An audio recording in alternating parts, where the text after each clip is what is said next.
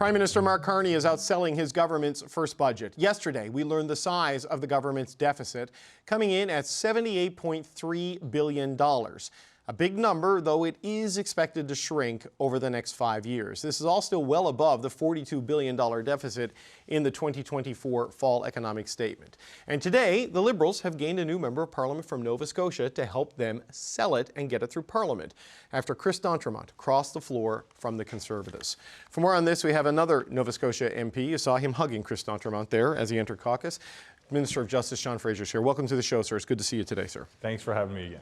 Let's start with the budget. That $78 billion deficit, on the lower end of what some people were expecting, but still a big, bold number. How do you justify that to Canadians who look at the deficit and don't necessarily see this as a big, bold budget? Well, anytime you're dealing with public spending, you should rightfully ask the government, what are you actually getting in return for the investments that we're making? And this is a budget that is focused on investing to grow our economy, to create good-paying jobs for Canadians. It's a budget that's focused on making investments in our communities, in healthcare infrastructure, in community facilities. And it's a budget that's focused on investing in rearming the Canadian Armed Forces and making sure that its members are fairly paid and that they have the equipment that we need. And importantly, that we put Canadians to work in good-paying jobs to help deliver those results. So from my perspective, given the extraordinary trade disruptions that we've seen with the United States and other players around the world, the cost of not taking action to address these structural challenges in the economy would be far greater than the cost of putting measures in place that will help strengthen the economy and create good jobs for people at home. There's been some criticism of it, though. Peter Bethlenfalvy, the Minister of Finance here in Ontario, and the provincial government said it kind of lacked ambition and the measures weren't bold enough. And we've heard a similar thing from some of the bank economists who have looked at this, who they're not convinced it's going to move the needle on unlocking the private capital that the Prime Minister and your government says it will unleash. I mean, how do you respond to that criticism? Look, a number of different people have different perspectives. The Conservative government in my home province issued a statement endorsing the budget because it's going to help grow the economy, boost productivity, and make the economy more innovative while supporting new and traditional industries. Those different perspectives will all inform the public debate. But what's most important to me is, do we have measures in place that are actually going to work? When I look at the investment tax credits that are going to attract new industries to Canada, when I look at the deductions that will help businesses scale, or when I look at the investments that will help strengthen our communities, making them more vibrant and dynamic places to live, I see extraordinary value for the investments that we're making, because I think they're going to create good jobs for people at home sincerely. When we actually protect the Canadian economy through taking actions to address these structural challenges around trade, around a different global economy that exists today than a year ago, there's a strong case to be made that this is the right path forward that's going to position Canada with the strongest economy of any G7 nation. Okay, you say the measures on the investment side, the tax credit side may create jobs, but the other measures on the savings side, they're costing jobs. 16,000 full-time equivalent jobs cut out of the government this year, a total of 40,000 over the horizon. We saw a letter from the clerk of the Privy Council, Michael Sabia, that was sent to the other public servants today, talking about the need for 40,000 fewer positions. And he says, I'm not going to try to diminish the consequences. They are real. It will involve reducing a number of programs. And you know, he says, in all the public service, we'll need about 40,000 fewer people, and talks about the real consequences there. I mean, what programs exactly are Canadians going to lose as a result of this measure? Well, when you actually look at how we're achieving those efficiencies with the reductions to the public service, a big part of that is through modernization to ensure that we're adopting tools and technology that will help provide value for money for the Canadians who demand those services. Another part of the equation that you've got to think through is making sure that we've right-sized the public service for what we're asking it to do. Of course, during and on the heels of the COVID-19 pandemic, there was a significant expansion in the public service because we were asking it to do new and different things that required human beings to be at the desk doing their work every day. Right. Now that we've implemented a series of different policies, investment tax credits, for example, we don't necessarily have a person processing applications, but instead we have certainty for businesses that are going to make an investment knowing that certain tax benefits will accrue. Having the public service right-sized for the things you're asking it to do is an essential part of the conversation if you're going to look Canadians in the eye and honestly say, we believe we're delivering value for money. And I think the combination of investments and savings that we're putting on the table with this budget allow us to have that conversation completely honestly and with transparency. But look, I get the shift in focus, but the clerk says it here in plain language. It will involve reducing a number of programs, limiting the scope of some, and terminating others outright. I mean, when do we see a list of what is going to go? Well, we were asked as part of the comprehensive expenditure review by the Prime Minister to go and look at the programs that weren't actually achieving the intended outcomes. Some of these programs are near the end of their intended life in any event and would sunset in the ordinary course. Others simply weren't having the impact, and I think it would be a poor decision to take if we are going to review programs, determine they are amongst the least effective that the federal government's been running, and simply let them to continue. This is part of a healthy exercise that any organization of scale should be undertaking in any event to ensure that the activities it actually takes on are being done efficiently. The obligation that we have to do that to Canadians is heightened when you're a public body who relies on taxpayer funding in order to deliver those programs.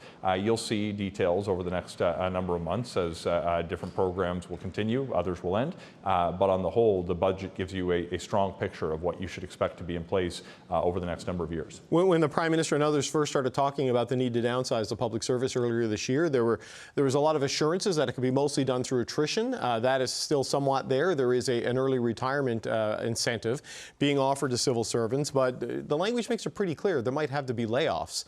I mean, how confident are you that you can hit these reduction targets through retirement, early retirement, and attrition, and avoid having to give pink slips to thousands of public sector employees? Well, look, it's important that we're honest, and the clerk's letter that you referenced, I think, does a good job of being straight with people who are working in the public service today.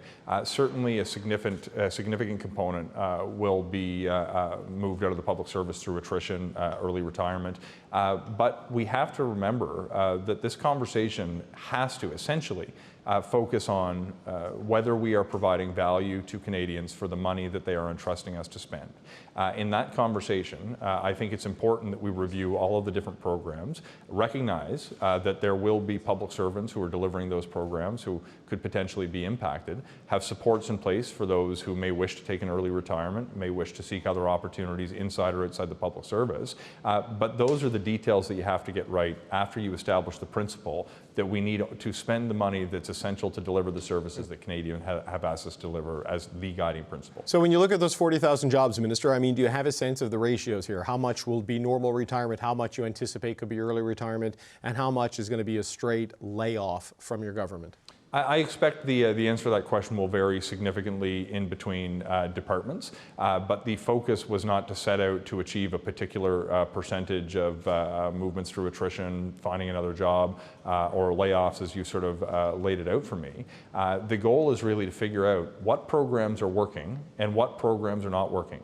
If the programs are not working, we have a responsibility to Canadians to not spend their money on those programs. What it's given us the opportunity to do as we spend less on those programs that were less effective is to make the investments that will actually grow the economy overall, delivering more revenue not just to households, but also to governments who can fund more of the programs that are delivering positive outcomes that are supporting Canadians and communities. This is a part of ordinary governing practices that are being done well, in my view, in this instance, and that should be a part of a routine period of review to ensure that all of the programs we offer are delivering the value and meeting the expectations we hoped at inception. Look, you got one more vote closer to passing your budget with the defection of Chris d'Entremont. There's been some suggestion from people like Mélanie Joly and others publicly today that you've all been courting Mr. d'Entremont for a while. I think she said 5 years. I know as a Nova Scotian you know the guy pretty well. I mean, did you play a role in this? Do you think this is the end of it, or do you think you can get more conservatives? And are you trying to get more conservatives to cross the floor to the Liberals? Look, a lot to unpack in that question, David. Let me start by saying this is a decision that Chris has taken. I've built a very positive working relationship with Chris over the last number of years. We've had the opportunity to include him, in fact, in government announcements for his community, where he actually was doing a great advocacy job alongside the local Liberal MLA in his community at the time, Zach Churchill, to have the government fund a major project for the community of Yarmouth. One of the things that I'm looking forward to is not just Chris's vote on a key matter in the House. It's the fact that we have somebody who's grounded in his community, who works for his constituents, who believes that governments can have a role to play in terms of improving the quality of life that Canadians get to enjoy. He is a value add who's going to change conversations in our caucus, in our debates, and it's a meaningful thing. My view is that we don't necessarily need to go hunting for more votes with opposition parties. We have to demonstrate through good governance that we are a team worth joining. If more wish to come, of course they would be welcome, but we need to do this based on principles, based on good governance, governance and let our behavior attract interest from other political actors rather than simply relying on a recruitment effort. People follow good governance in this town, believe it or not. Well, Edmonton MP Matt Jenner had to issue a statement saying despite all the rumors he's not crossing to the Liberals, but there's a lot of noise that the Liberals were talking to Matt Jenner. Were you talking to the Edmonton Conservative MP about potentially joining your caucus? Look, I've not spoken to Matt. I think he's a great guy. We've had the opportunity to have a few conversations over our shared time in Parliament, but this is not something that I've personally engaged with. So I'll leave this conversation about Matt to Matt. Okay, but is there an active effort, just as a final question, Minister, to get more Conservatives to come across? I know you say good government will bring its own rewards and people will be attracted to it, but you know, politics is politics and there's often conversations and reaching across. I mean, is that an active pursuit by the Liberal government right now? Right now, we're actively pursuing enough members of Parliament to adopt the federal budget, and that is the singular focus. We want to make sure the programs that we've just put in place with this budget actually get adopted by the House of Commons so we can see our communities benefit. To the extent there's further conversations about recruiting other members, I'll leave it to the subject of those conversations to discuss them in public if they wish. Okay, Justice Minister Sean Fraser, thank you for your time today, sir. Good to see you. Pleasure, as always. The Liberal government has tabled its first budget under Prime Minister Mark Carney's leadership, and already it's one vote closer to passing it. Because as we were unpacking what was in the budget yesterday, Chris d'Entremont was packing his bags to join the Liberals.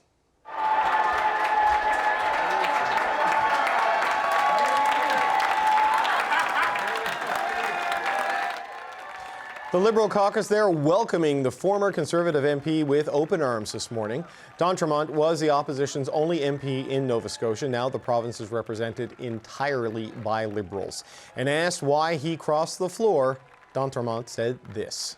It's just looking at leadership styles and whether we're doing the right thing for Canada. It's time to actually try to lead a country, to try to make it better, and not try to knock it down, not to continue to be negative. So a dramatic defection on what was already a pivotal day in Canadian politics. As CBC News was on Parliament Hill this morning to get reaction, and it was mixed depending on who you asked. Chris d'Entremont has the respect of colleagues around the House of Commons, across the aisle.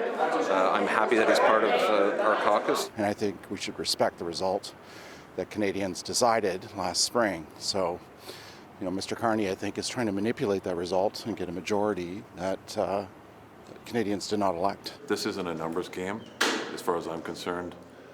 Sure, Chris turns us from 169 to 170, but this is about people, and people have to make their own decisions based on their own circumstances. I think it's shameful what he did.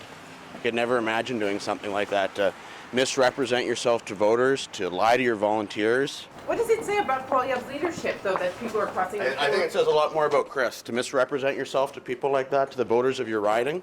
It's a testament to how miserable the attitude is in the Conservative Party currently, particularly with a miserable leader like Pierre Poilievre, to attack Chris because he's universally liked and respected and appreciated and seen as a good guy, but to go and call him a traitor is a little excessive. Okay, it's time to bring in the power panel to talk about all of this. Amanda Alvaro is a former Liberal Party communication strategist. Brad Levine is a former national campaign director for the NDP.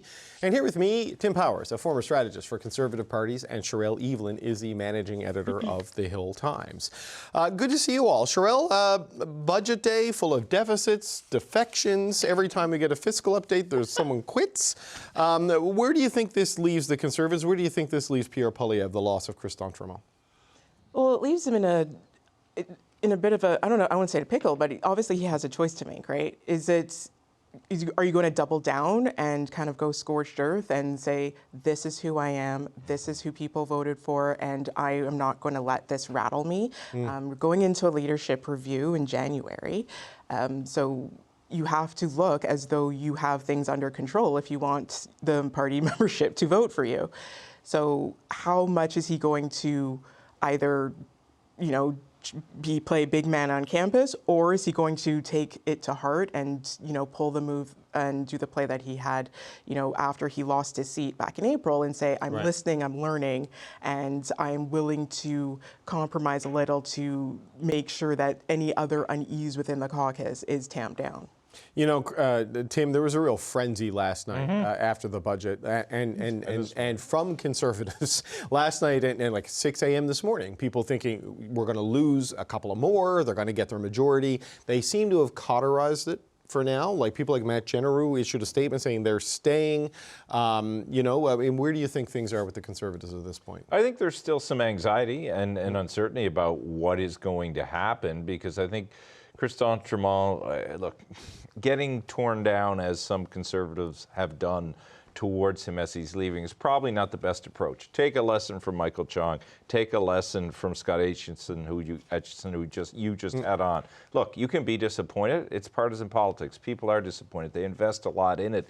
But going hard after the person and tearing the person down says more about you than it does him. Whether it be politics or any other profession, people leave jobs every day for different reasons. You don't swear a blood oath to your constituents. And, you know, it's not that long ago, the Conservatives were hailing the move of Leona Alisev and David Emerson long before that. Brad and I probably still had the best floor crossing, and Brad will remember that. We were sitting on a set like this with a fellow by the name of Don Newman when a person by the name of Belinda Stronach crossed the floor. Yes. Oh, yeah. 20 years ago, Tim. That was 20 years ago this We were May. both 15 at the time, so nobody's beaten that. But look, I think I would take guidance from what Sherelle just said. Look, turn the tempers down, turn the anger down, figure out why people are unhappy. Beating them into submission or trying to have them fear repercussions or bad things being said about you is not going to put a path forward, because what happened today, Mr. Poilievre, who has a message that people do like about challenges with the budget, wasn't able to deliver it from yesterday onwards. And they're going to be in that spot if they keep making this personal. They keep making it about, oh, Chris selling out, as opposed to moving on to, all right, let's talk about the budget. Because every party can say, because we've all seen it, people do cross the floor. It's politics. It happens. Make it that. Amanda, I wasn't here when Belinda Stronach crossed the floor, but I have covered a few. You were still working as a journalist. No, but I wasn't in Ottawa. I'm not. I was going to say I have covered quite a few defections in my day. You see them in provincial legislatures. It's always patriotic when it's your side. It's always opportunistic when it's the other side. You know, like that's the way they did this for the good of the country. They did this for crass opportunism. Whatever the motivations, the math does change, right? They're within striking distance of a majority now. The Liberals are, and Mr. Poilievre, with the leadership review and the election defeats this year, losing caucus members ain't a thing that he needs.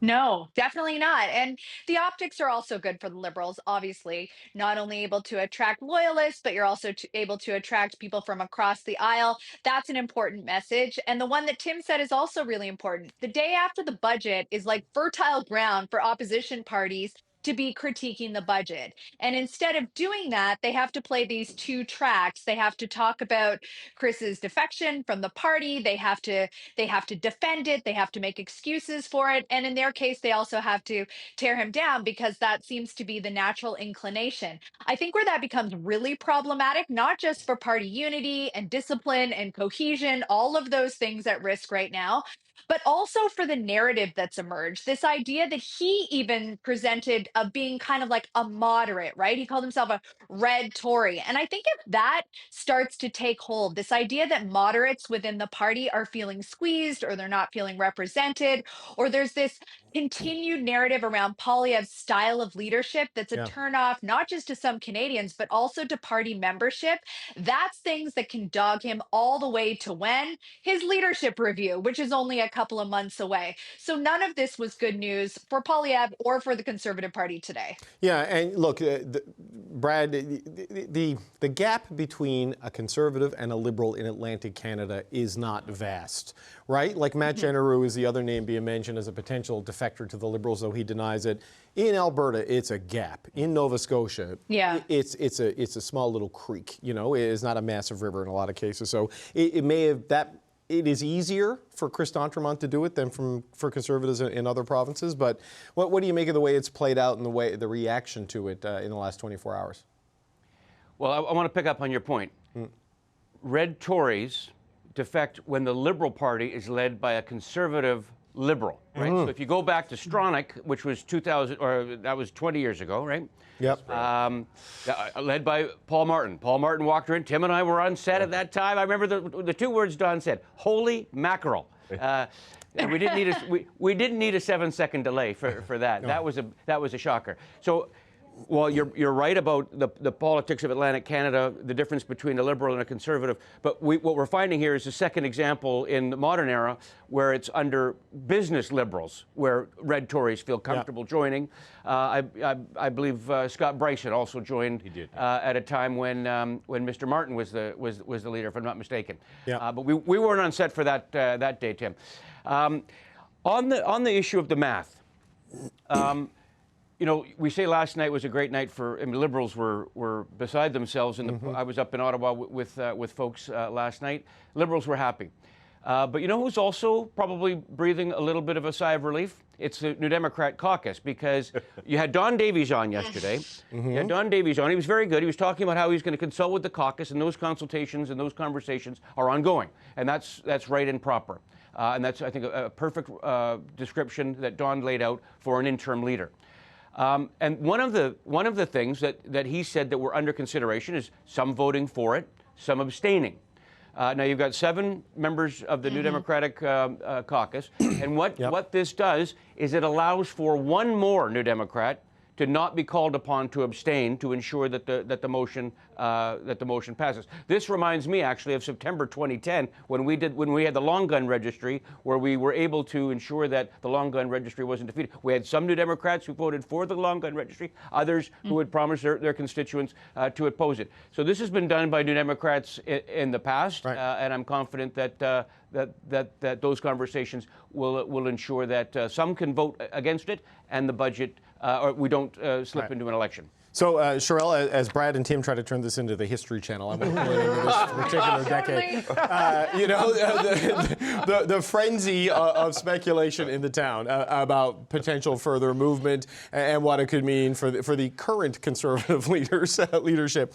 What's your sense of it? Because it does seem to those of us in here who are working the phones today that it is right now it's calmed down. It's not Chris D'Entremont and friends at this point leaving. It may end right there. I mean, where do you think it lives right now? I don't know if it has calmed down. Now, obviously, nobody else has done it, and I don't think nothing ever happens till it happens. But the fact that there are still people talking, there's still that bit of chit chat about it, even if it doesn't really turn into anything, even if it is only rumor, even if it is, people putting things out there just because they want to perhaps inspire some sort of movement from the Conservative Party leader to do something differently, whether it is being, more strident or having more of a compromise on things. I think that's what we're going to see. The fact that people are saying within that party, I don't know if I feel represented by Pierre Poilievre's style of leadership. He has to hold, this big tent together. The Conservative Party has always been, in this form since the party began as the Conservative Party of Canada. It's always been a conglomeration of things. And the extremes of the party are getting further and further apart. So, since 2022, when he became leader, you looked at people like Ellen Reyes, who dipped immediately after Poilievre became leader because he didn't feel he was represented. And he got nuked. He did, and they went after him very, very hard, even though they apologized for the text messages and everything that they sent out after him.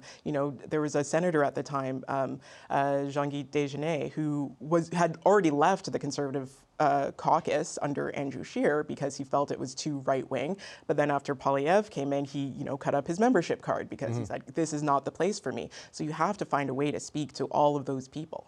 Yeah, it's interesting, Tim, I'm getting texts as we're doing this. Apparently, in the House of Commons this afternoon, I don't know if this is because of what's been going on, but Mr. Poilievre gave a speech. He was going to move an amendment to the budget, forgot to move the amendment.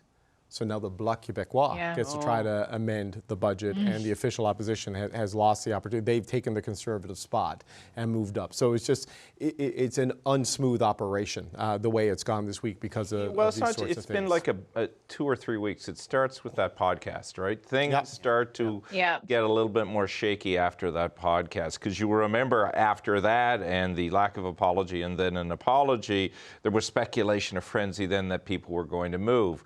It kind of came out of the blue, but maybe it didn't yesterday, that Mr. d'Entremont was moving. I think, back to something Sherelle said, and sorry to turn this into the History Channel again, Brad will hum along with a National Film Board vignette in a moment of the Lumberjacks. But the skill for any, the challenge and skill required of any Conservative Party leader is to keep holding people together.